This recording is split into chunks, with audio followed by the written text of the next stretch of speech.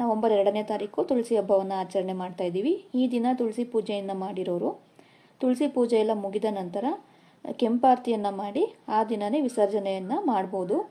ಯಾರಿಗೆಲ್ಲ ನವೆಂಬರ್ 2ನೇ ತಾರೀಕು ಭಾನುವಾರ ದಿನ ತುಳಸಿ ಪೂಜೆಯನ್ನು ಮಾಡೋಕ್ಕಾಗಿರಲ್ಲ ಅಂಥವರು ಸೋಮವಾರ ಬೆಳಗ್ಗೆ ಅಂದರೆ ನವೆಂಬರ್ 3ನೇ ತಾರೀಕು ಬ್ರಾಹ್ಮಿ ಮುಹೂರ್ತದಲ್ಲಿ ಪೂಜೆಯನ್ನು ಮಾಡಿ ಸಂಜೆ ಮತ್ತೊಮ್ಮೆ ಕೆಂಪಾರತಿಯನ್ನು ಮಾಡಿ ವಿಸರ್ಜನೆ ಮಾಡಬೇಕಾಗುತ್ತೆ.